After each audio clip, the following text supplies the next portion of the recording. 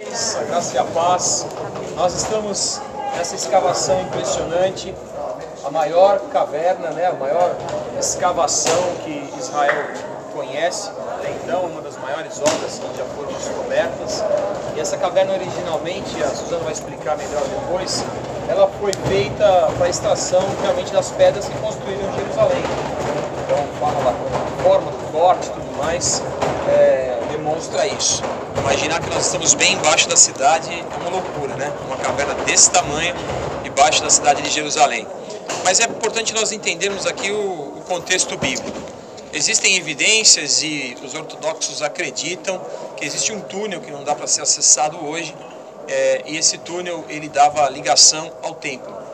E que Zedequias, na fuga, quando a Babilônia invadiu Jerusalém, ele veio e se escondeu aqui antes da sua saída e a sua fuga para Jericó, aonde ele foi capturado.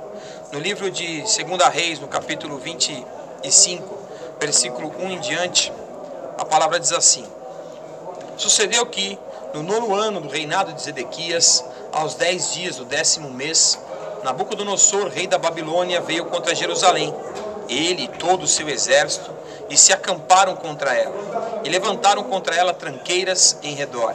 A cidade ficou sitiada até do 10º ano do rei Zedequias. Aos 9 dias do 4º mês, quando a cidade se via apertada da fome, e não havia pão para o povo da terra. Então a cidade foi arrombada, e todos os homens de guerra fugiram de diante pelo caminho da porta que está entre os dois muros, perto do jardim do rei. A despeito de os caldeus se acharem contra a cidade em redor, o rei fugiu pelo caminho da campina. Porém, o exército dos caldeus perseguiu o rei Zedequias e o alcançou nas campinas de Jericó, e todo o exército deste se dispersou e o abandonou.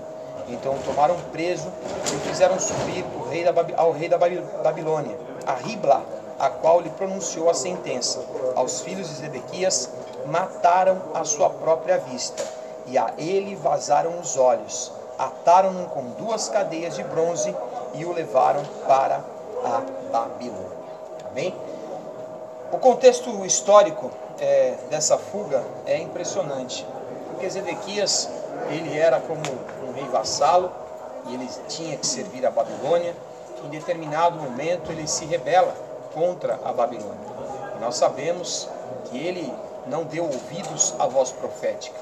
O profeta clamava dia e noite e avisava a Israel que eles não deveriam se rebelar e que eles deveriam entregar a sua vida por despojo.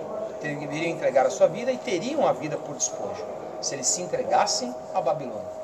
Mas o rei, ele, na sua insistência, acabou vivendo uma sentença das mais terríveis, que era ter os seus filhos, ou seja, a sua herança, a condição de ter um dia, quem sabe, retomado o trono, morta, e ele próprio ter os seus olhos vazados, tendo em memória a sua última visão.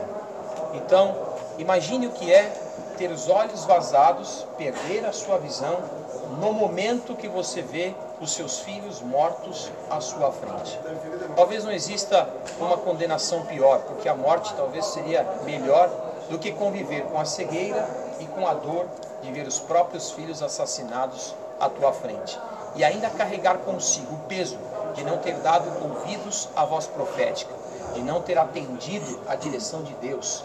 E isso atormentava Zedequias. Nessa caverna, então sabemos exatamente quanto tempo e ele passou aqui, qual foi a motivação que o fez ficar nesse lugar, a não ser a fuga, o esconderijo, a tentativa de não ser preso. Mas Zedequias aqui, com certeza, refletiu naquilo que tinha sido a direção de Deus para a sua vida e ele não conseguiria mais atendê-la.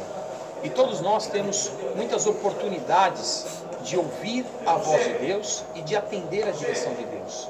Mas a tua carne sempre vai fazer com que você tente burlar aquilo que lhe parece difícil e siga o caminho que é confortável à tua carne.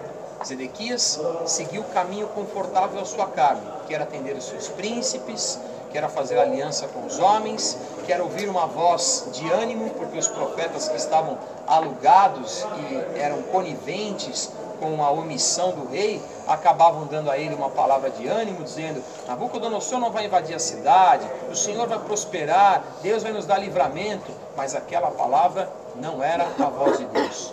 Nós não podemos desprezar que Satanás se transforma, se necessário for, em anjo de luz para enganar os eleitos. A palavra de Jeremias era uma palavra pesada, mas era a direção do Espírito Santo para Israel.